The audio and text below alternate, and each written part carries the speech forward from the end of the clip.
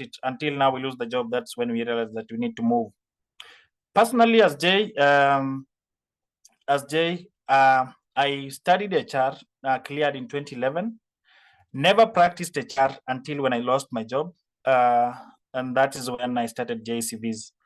I started JCVs without any HR experience, but I made a decision to just commit myself and be able to learn about things in HR. And I think at the moment I understand so many things in HR. I can be able to do a HR strategy. I can be able to do policies. I can be able to do performance management. I can be able to do training and so many other things. So it's just about commitment and just understanding what you want to be and how you want to do it. So I'll be sharing my screen for this presentation. As people respond to the question Anne has asked in the chat. Now, here's my screen. The first thing we need to understand is what is career transition? I know you all hear about career transition, but what does it really mean, and how can we work on it? So the first thing we need to understand is that career transition refers to the process of changing from one career or job to another. And the change can involve moving to a different industry, role, or even completely different field. It may also involve significant changes in responsibilities, work environment, or even required skills. So you need to understand why do you want to move, and what are the skills that will enable me transit from one career to another. And that is what we're going to discuss this evening, and how you can be able to position yourself well to be able to meet your career goals as you transit.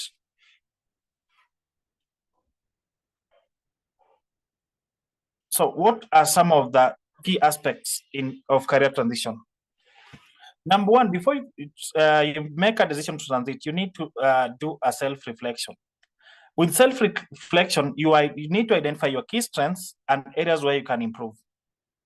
Consider using assessments like the Myers-Briggs type indicator, Strengths Finder, or even career aptitude test to get insights. There are several tools online that can help you identify your key strengths based on how you position yourself to be able to transit. So discover what drives you, discover the fundamental values that you have and your passions.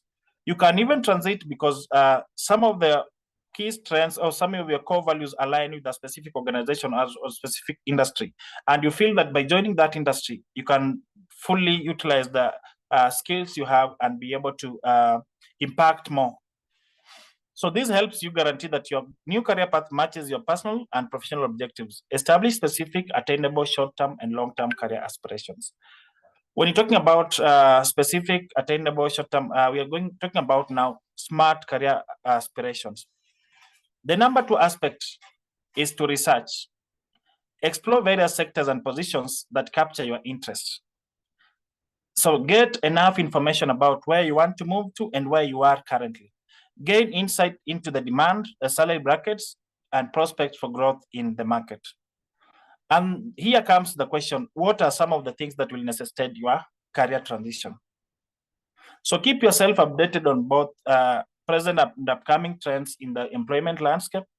Are you transiting because the field that you're moving into has more opportunities? Are you transiting because the field you're moving into has more, can pay you more salary compared to what you're currently in? So utilize resources such as industry analysis, job platforms, and professional organizations just to gather that information and be able to stay up to date. Recognize the essential skills, qualification, and experience needed for that career transition. So once you make a decision to transit, there are several factors that you need to consider. Do your skills align? Do your qualifications align? And what are some of the specifics or special skills that you need to have to be able to transit? So make sure you equip yourself with those relevant skills and be able to align yourself to the career goal that you're looking at. The number three aspect before you consider career transition, you need to develop your skills. So consider relevant skills, certification, or degrees. Is considering this is very important. So you can get this information, or you can get these skills through platforms like Coursera, EDX, LinkedIn Learning, and provide various online courses. We have Allison as well. So emphasize the skill that apply to various positions. Like when talking about communication, you're looking about on problem solving and leadership. These are skills. There are several skills that are very relevant in every position that you're going into. So look for the chances to participate in internships, volunteer work, or part-time roles to be able in the field to acquire hands-on experience. I know some of us will want to transition, but we don't have the skills that are relevant for that position. So the first thing you need to do, you need to consider how can I gain the hands-on experience, or how can I gain the skills that can enable me transit effectively. So you need to consider things like volunteership. With volunteership, you're considering this because it will enable you get the hands-on experience and be able to, through the hands-on experience, you can now be able to convince the potential employer that you keen and you qualified and you have skills that can enable you perform in that specific role. So the number 4 aspect is now participating in networking. So participating in industry conferences, seminars, and networking events. You can become a member of professional associations like the IHRM, ISPAC, CIPS for those in procurement, and engaging in online forums relevant to your field. Now, standing out or making a personal brand is very key for you. So once you engage in online platforms or attend network events, and make sure that you are there intentionally so that you can be able to engage with people in that field, you can be able to build a brand for yourself online so that anyone, potential employers can be able to pick you and pick you from this, from that crowd, and be able to give you opportunities that will enable you to grow in transit successfully. So arranging informal interviews with professionals in the desired field to acquire insights and advice is very key as well. So utilize online platforms and to establish connections with industry professionals and monitor and join relevant companies and groups. There are several tools online. On LinkedIn, we have groups specific to the areas, different areas. There are groups on accounting, there are groups in HR, there are groups on procurement, there are groups on project management initiatives. So make sure that you're choosing the exact group that you want to get into and be able to grow your skills in that area. Then number 5 is to job search. Tailor your resume and cover letter to match the requirements of each job that you apply for. Emphasize on relevant skills and experiences, and then familiarize yourself with the common interview questions in that area. Mock interviews are very key for any position, whether it's the senior positions, entry-level positions, mid-level positions. Mock interviews are very key. And just having with the online tools, we can be able to get some questions that are possible questions for that interview, that you customizing the questions to fit that interview, and then be able to get answers for the same. Try doing this with the people in the industry that have much experience and can be able to highlight areas of weaknesses that you need to improve on. The number 6 aspect is to seek support. Who do we need to seek support from? Seeking support professionally, we have people that you call our mentors. So seek support from mentors within the industry who can offer advice and assistance. These mentors can be able to give you insights in the specific area that to an extent that you can be able, you are able to understand the do's and don'ts in that area, the advantages and disadvantages in that area, and how you can be able to successfully transit and be able to have a successful career.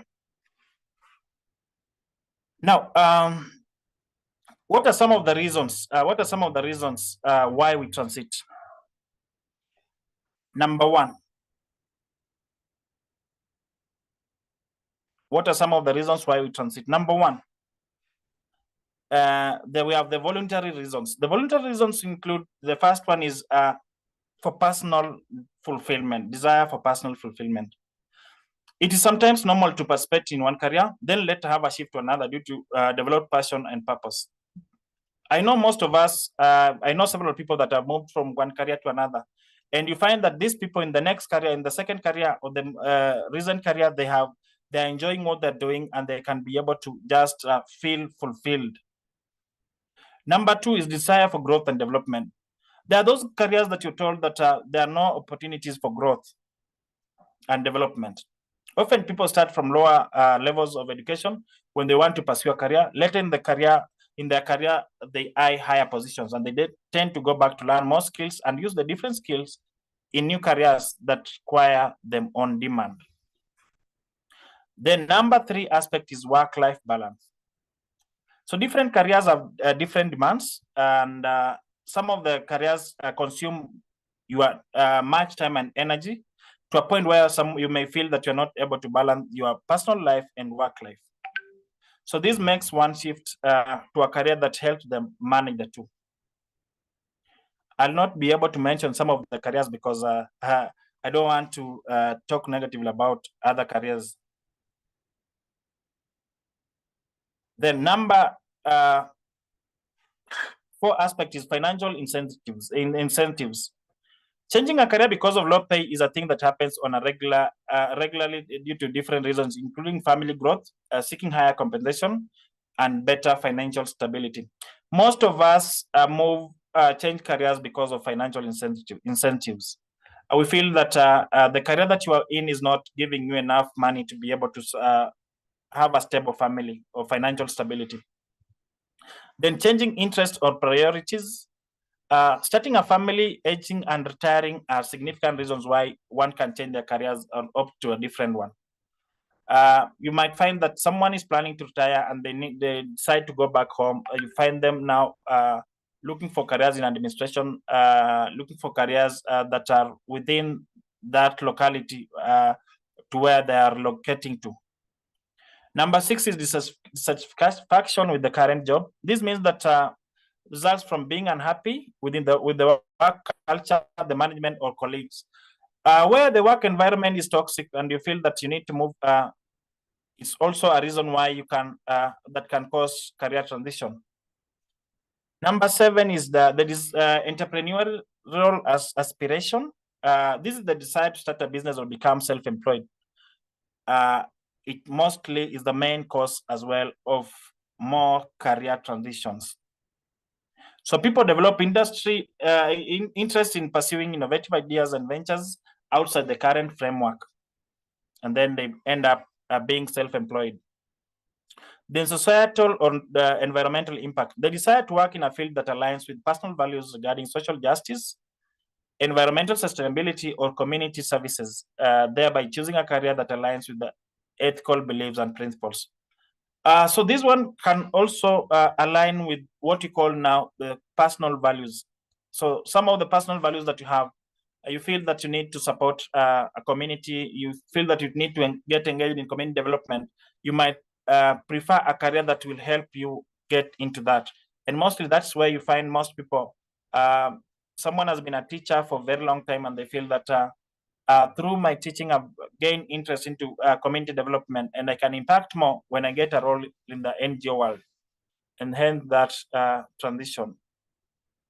We have what you call the involuntary reasons.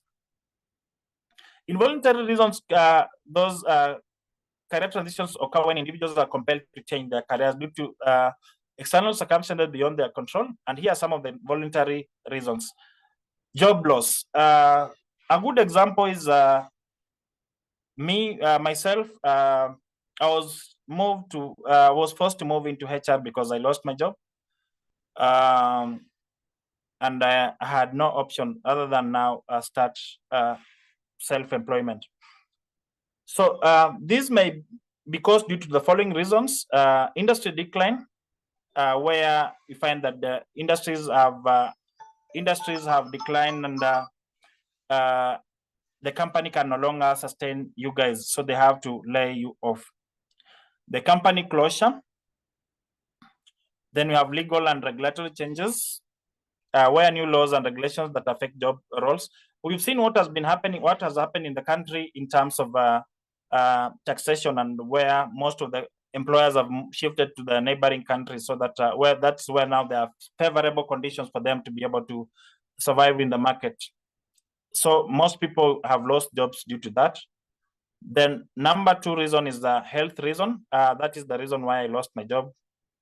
Number 3, family and personal obligations.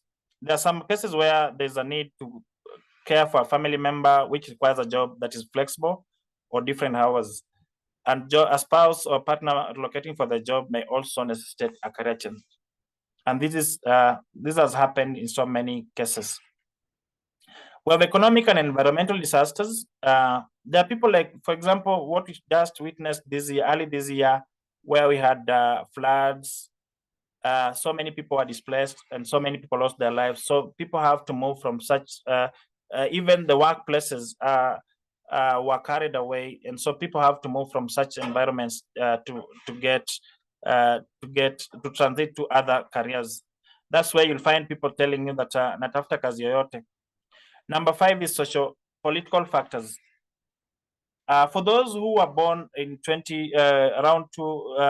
before 2007, and so what happened, there was so many political unrest and wars, and people had to move from one area to another. And when you do this, you leave your career and have to get another career where you are relocating to.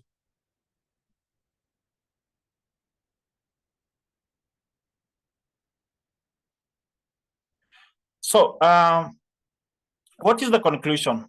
The conclusion is that continuous learning is vital to a successful career transition, as it ensures that you remain competitive, adaptable, and ready for the demands of your new job or profession. Planning is also essential because it provides a structure, clarity, and direction. So it reduces uncertainty and increases your chances of reaching the goals that you set for yourself. So setting goals is very key, and it's never too late for you to transit. As long as you have the right career plan, you can be able to get to this. Thank you so much, and I'll be welcoming questions. Here are my handles, contacts, and office location. Well, thank you, Jay. And I love that you shared your TikTok handle, because nowadays we've seen you have other talents together with your team. So thank you so much for that presentation. And I think you finished with a powerful declaration that transitions are inevitable. That transition, you need to plan for them, and it's never too late to plan for them. So allow me to also usher you into the Q&A session with a question from Martha. Martha is asking, is it normal after transition to a different job, you still have thoughts of the previous field? And how can one overcome such feelings? Now, we've talked about, thanks so much for that, Martha. We talked about, now, what was the reason for you to transit? So you need to consider, why did I transit? Did I transit because it was out of passion, or I was involuntarily made to transit? So if you transited based on involuntarily, then it means that you still have unfinished business on the other side. But if you transited voluntarily, it means that you made that decision willingly.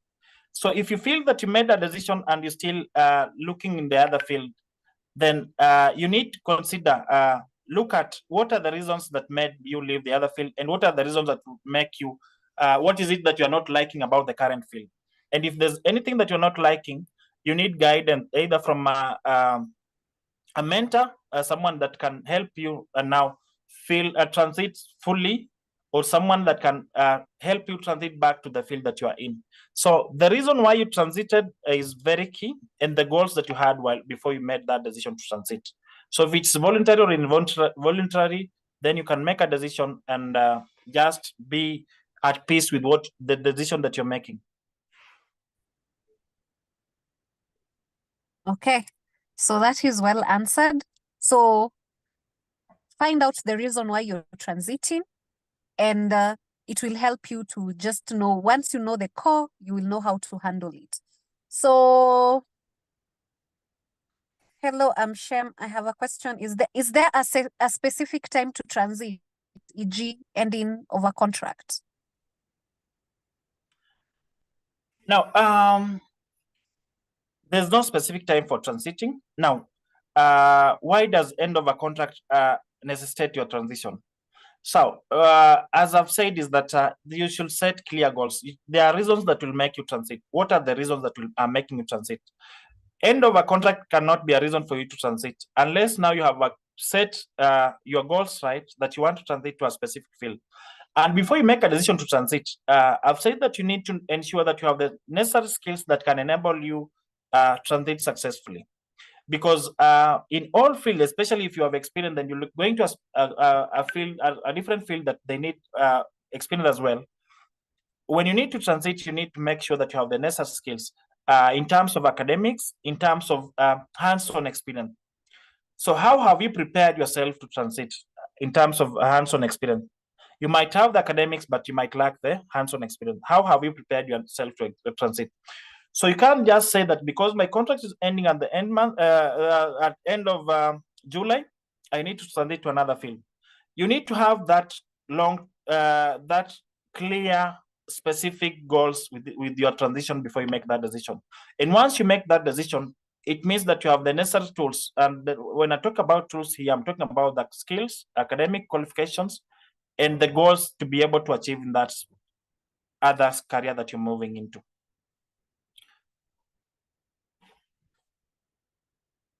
Anne.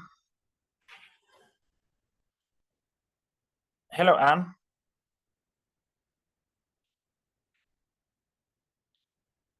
Hello, Anne. We've lost Anne, I think. Esther, you have, yeah. Are there any more questions? I see here, Shani says, could you walk us through some practical steps into making the transition? For instance, planning finances. Do I work on gaining skills or education while still working in the current role? How do I balance that?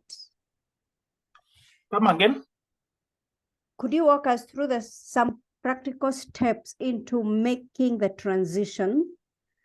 For instance, like financial planning, and how do I work on gaining skills or education while still in the current role?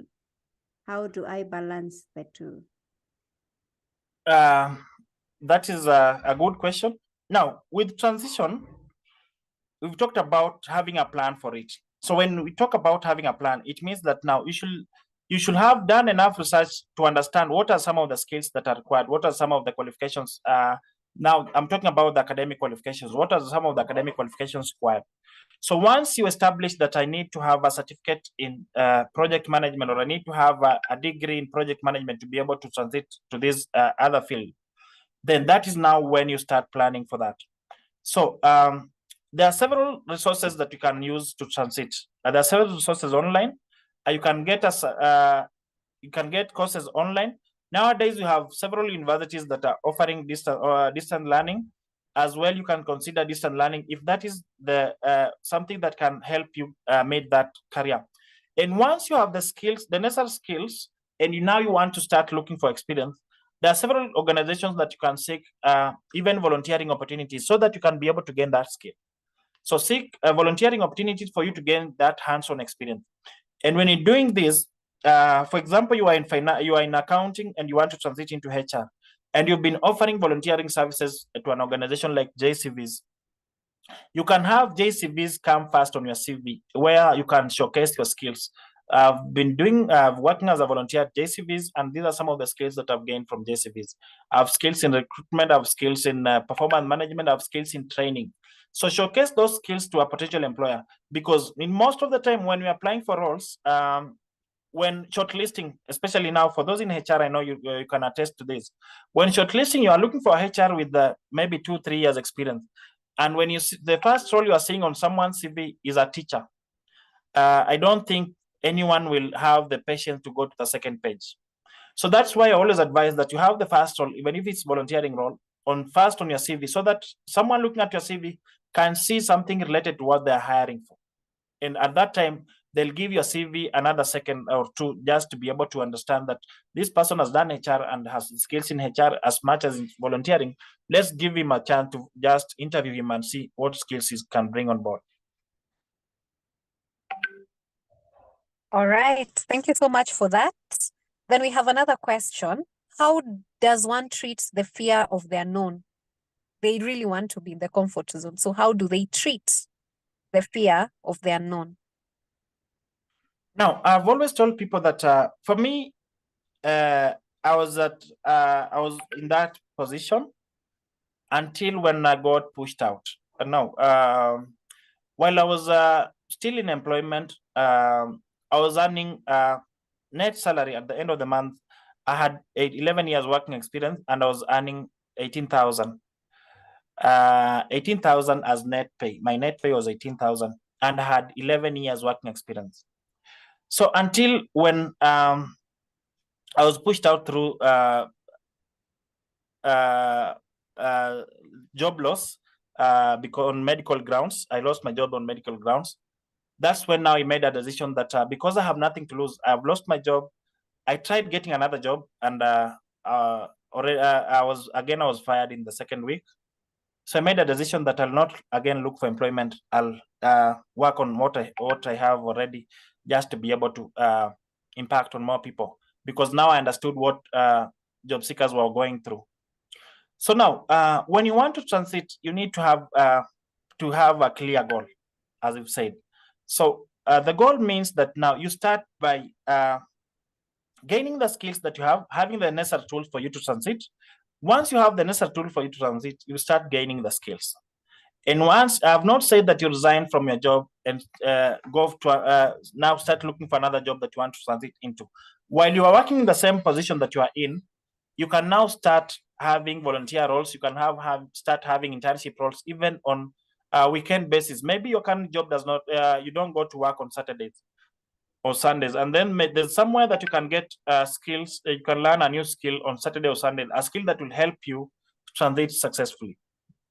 So because you have that fear of the unknown, start by gaining those skills. And once you have those skills and you are sure that these are the skills that are necessary for me to transit in this industry, gain that confidence and start applying, make up those applications.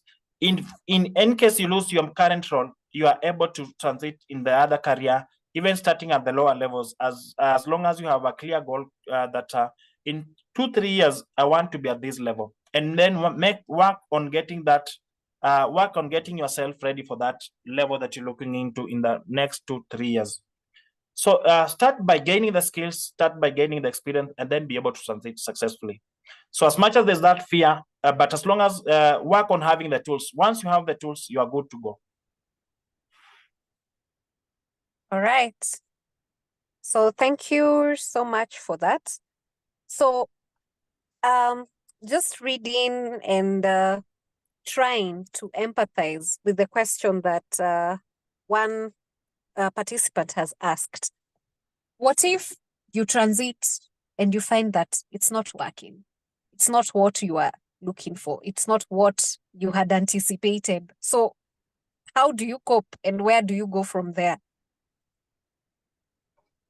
Come again. I think I was reading Norbert. Or the one that he says you look like the sergeant at arms.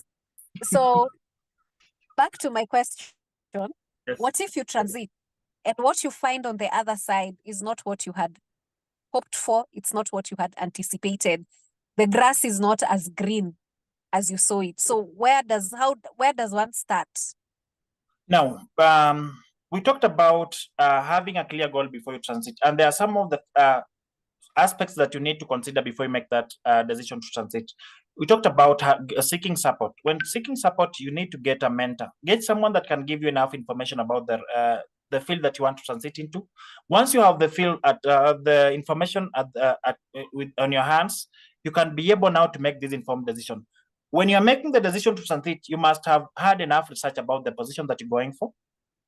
We talked about having enough research, getting support, and then just network with industry leaders, people that you feel are doing well in that industry. Understand what they are doing, understand what you want, why you want to be like them. So once you get this information, you cannot make a wrong decision once you have the information at hand. So before you transit, get everything right. From getting enough research, from getting a mentor, and being able to have someone guide you to do that.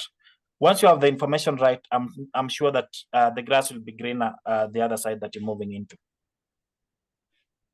So is getting bored with your current job a reason enough to transit? What makes them get bored? Is it that they've stayed in that role for so long? Is it that what they're doing now does not delight them?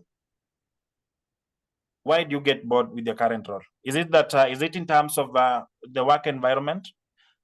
So you need to get the reason why are you getting bored with that your current job. Once you get the reason right, now you can make an informed decision. If it's the work environment that's making you get bored, if it's the colleagues that are making you, if it's your boss, then now you need to make a decision whether to make a decision to move from that organization to another organization, or whether you need to transit. If so, the reason making you get bored will determine whether you should transit, or will determine whether you need to make a move from the current organization to another organization. All right. And then I think 2 last questions. Let's say you're forced to transit because a contract has ended and the next opportunity that is coming is actually paying way less than what you are earning. Should you take it? Now, if a contract has ended and then you are transiting to a different field, as I've said, what are some of the reasons why you are transiting? And then there are circumstances when you are transiting. You're taking this job because you are transiting because you are desperate at this point. But with transiting, you need to have clear goals. So now, for example, you've done HR, but you've been working as a salesperson or a customer service person. But since it's a role in HR and the HR is what excites you, you are very free to transit, because when you transit from HR to a role now, now customer service, then it means that now you are moving because you have a clear career goal. So you only need to transit to a different field because you have a clear career goal. You're looking at what will I be in the next 5 years, and are there opportunities for growth in the field that I'm moving into? So have those aspects right before you make that decision. Don't move because you are desperate. I know most of us do that, but move because you have a clear goal and you want to see growth. You see yourself grow in the next career.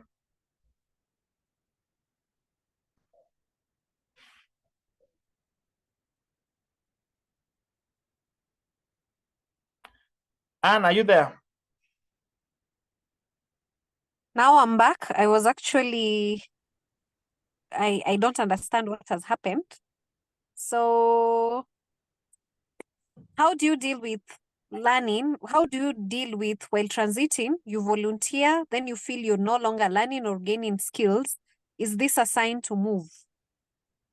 How do you feel? Let's say you're volunteering somewhere and Yes. in the quest of transiting, as you're preparing to transit. So you reach a point you're feeling that you're no longer learning or gaining skills. Is this a sign to move? Now, you need to understand, before you start volunteering, what was your goal in volunteering? If it was about gaining skills and you're not gaining any skills, then it's a sign that you need to move, seek another organization and grow your skills in that organization. Look, I don't know whether Anne is back. Looks like she's dropped again. But I've seen a comment by Alice, and I think I want us to handle this one. How do you handle a situation where you're working in the field that you studied for, but you're completely tired and bored about it?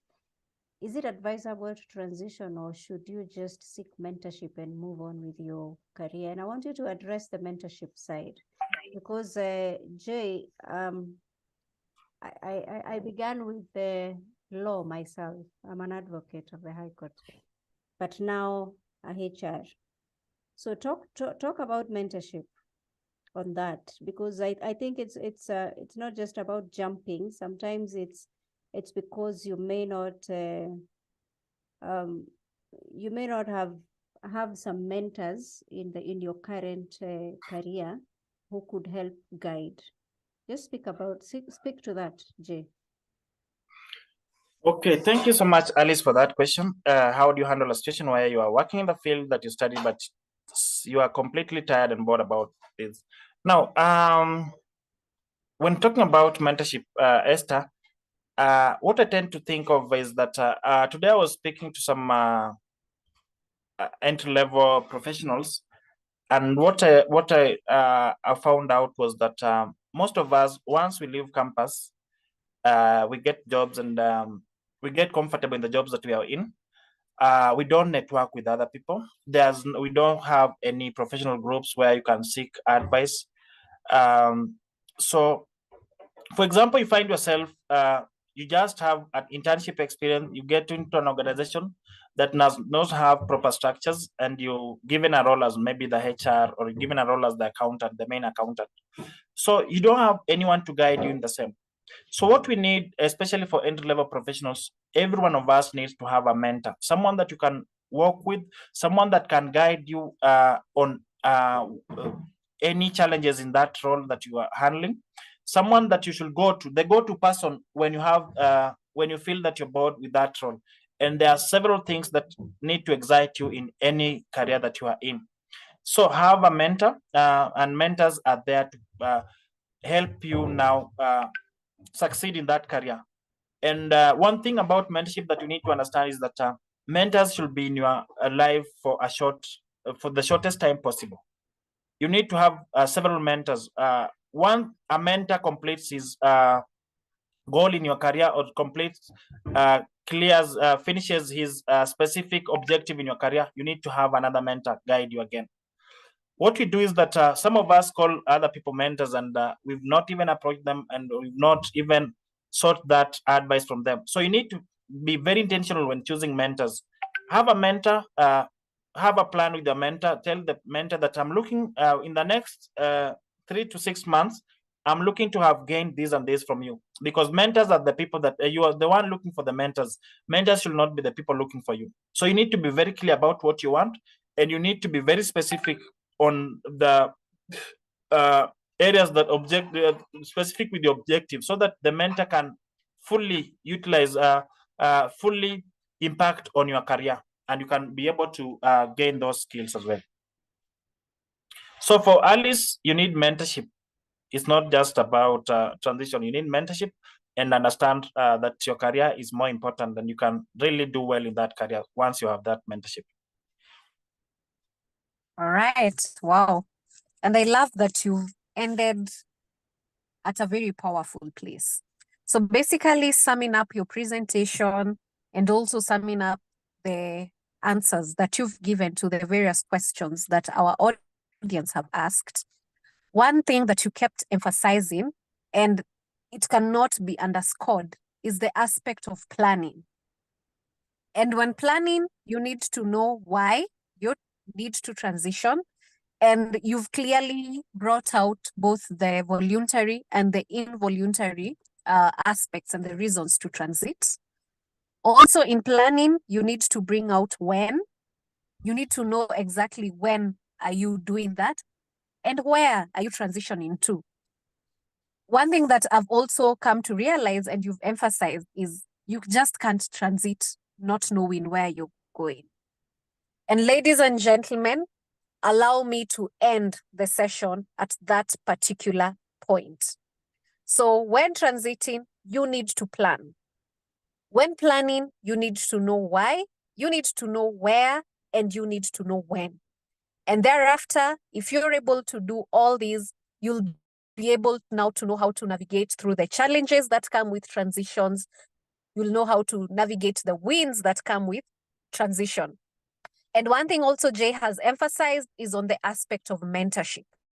Don't just transition blindly. Speak to people who've been there. We've already been told that transitioning is actually quite normal. Wanting to transition is part and parcel of the career journey. You can start here, but realize that's not the place where you want to go, and you want to go there. So speak to people like Jay, speak to Esther, speak to myself, and we will be more than glad to work with you in the transiting journey.